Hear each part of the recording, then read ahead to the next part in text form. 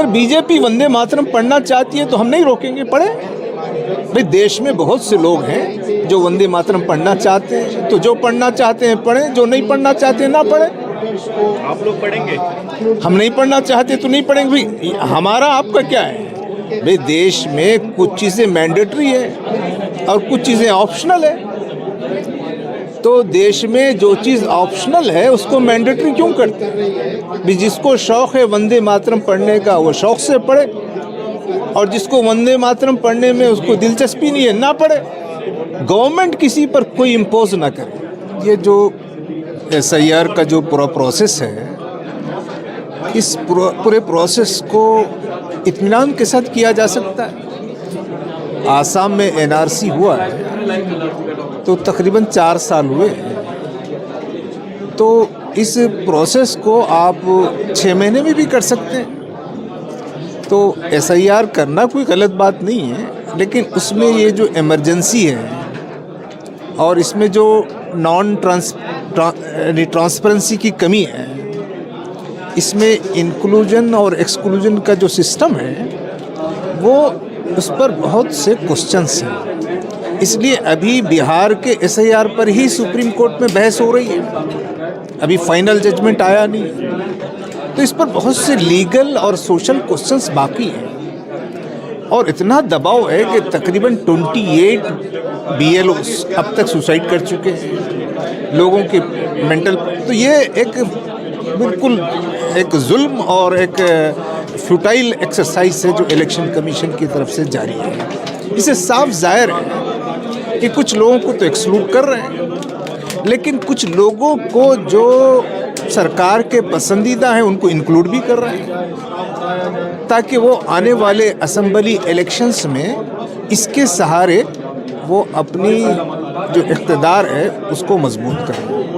तो ये टोटली आवाम के हक़ में नहीं है और इलेक्शंस के हक़ में नहीं है। रूलिंग क्लास को इससे कुछ फ़ायदा हो सकता है, इसलिए हम इसको बहुत ही जस्ट या बहुत ही एडमिनिस्ट्रेटिव एक्सीलेंसी के साथ नहीं हो रहा है, इस पे शक और शुबा है। इसलिए इसको बहुत ही सुकून के साथ पूरा टाइम देकर करना चाहिए। दूसरा, इसको सिटीजनशिप की जांच से इसको नहीं जोड़ना चाहिए। जैसे कि सुप्रीम कोर्ट में बहस में लोगों ने कहा है कि क़ानून बनाना या तो लेजिस्लेटिव असेंबली करेगी या पार्लियामेंट करेगी। क़ानून बनाने का काम इलेक्शन कमीशन को नहीं करना है। तो सिटीजनशिप कौन है कौन नहीं है ये दूसरे लोग तय करें। तो इलेक्शन कमीशन अपने दायरे से तजावुज़ कर रहा है। लेकिन यूपी के मुख्यमंत्री ने तो कह दिया है पूरे यूपी में डिटेंशन सेंटर बनेंगे, पहचान की जाएगी, डिटेंशन सेंटर में डाला जाएगा। इसके बाद लोग कह रहे हैं कि NRC की प्रक्रिया की तरह इसको देखेंगे। भाई ये वो आसाम के CM हो या उत्तर प्रदेश के CM हो, वो हर काम ऐसा करना चाहते हैं जिसके ज़रिए से जो देश की जो हिंदू कम्युनिटी है उनका ज़्यादा से ज़्यादा वोट बीजेपी के साथ आए।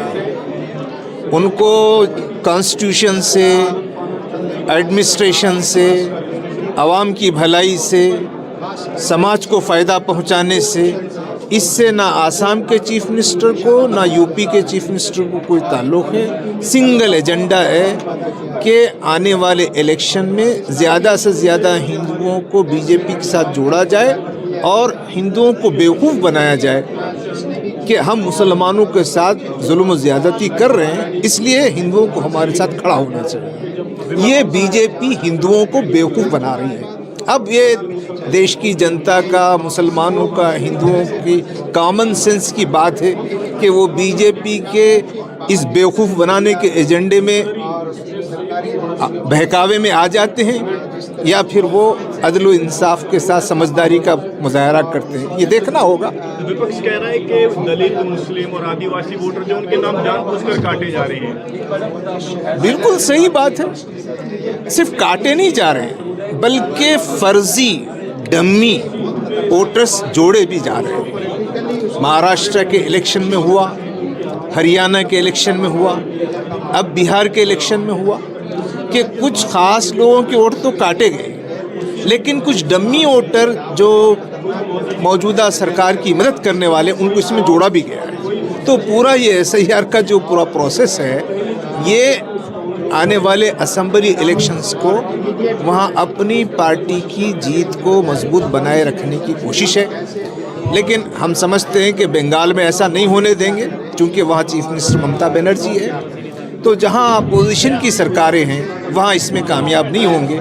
जहाँ इनकी रियासत की सरकार है या डबल इंजन जहाँ है वहाँ पर ये जुल्म ज़्यादती बहुत ज़्यादा हो रही है। मलिक साहब, TMC विधायक ने ऐलान किया है कि 6 दिसंबर को पश्चिम बंगाल के मुर्शिदाबाद में बाबरी मस्जिद की नींव रखी जाएगी। इसको किस तरीके से देख रहे हैं? अगर वहाँ मस्जिद की ज़रूरत है तो मस्जिद बनाई जाए। अगर वहाँ मस्जिद की ज़रूरत नहीं है, लोगों को नमाज़ पढ़ने के लिए पहले से बहुत से मस्जिदें हैं, तो मस्जिद बनाने की ज़रूरत नहीं है। लेकिन कुछ लोग कह रहे हैं बाबर के नाम से क्यों बनाना है? हो सकता है वहाँ कोई बाबर आदमी होगा, उसका नाम बाबर तो बहुत लोगों के नाम होते हैं, तो उस गांव में भी बाबर नाम के लोग होंगे, उसके नाम से बना रहे हो। तो आपको ऐतराज नहीं है बाबर के नाम से मस्जिद बन रही है? हम तो ये कह रहे हैं ना कि जहाँ मुसलमान हैं, नमाज पढ़ना चाहते हैं, मस्जिद नहीं है तो मस्जिद बना सकते हैं, उसका नाम वहाँ के लोग रख लेंगे। अच्छा, मौलाना अरशद मदनी ने कहा है कि अमेरिका में जोहरान ममदानी मेयर बन सकता है, लेकिन भारत में किसी यूनिवर्सिटी का मुस्लिम वाइस चांसलर नहीं बन सकता है। असल में बात को सही समझना चाहिए। देश के जो मौजूदा हालात हैं उस पर तबसरा है। आप नहीं देख रहे हैं कि यहाँ बुलडोज़र के ज़रिए से लोगों के घरों को उड़ा जाए, बुलडोज़रों के ज़रिए से मस्जिदों को गिराया जा रहा है, यहाँ मासूम बच्चों को गिरफ्तार किया जा रहा है।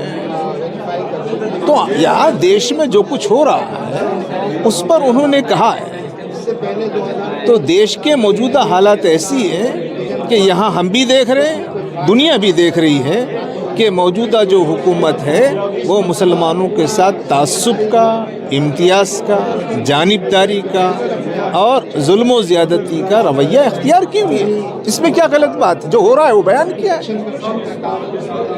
वंदे मातरम को लेकर विवाद हो रहा है। बीजेपी वाले एक सेशन में, अभी पार्लियामेंट का सेशन शुरू होने वाला, उसमें एक दिन पूरे दिन वंदे मातरम पर बहस होगी। इसको किस तरीके? अगर बीजेपी वंदे मातरम पढ़ना चाहती है तो हम नहीं रोकेंगे, पढ़े। भाई देश में बहुत से लोग हैं जो वंदे मातरम पढ़ना चाहते हैं, तो जो पढ़ना चाहते हैं पढ़ें, जो नहीं पढ़ना चाहते हैं ना पढ़ें। आप लोग पढ़ेंगे? हम नहीं पढ़ना चाहते तो नहीं पढ़ेंगे। भाई हमारा आपका क्या है? भाई देश में कुछ चीज़ें मैंडेटरी है और कुछ चीज़ें ऑप्शनल है।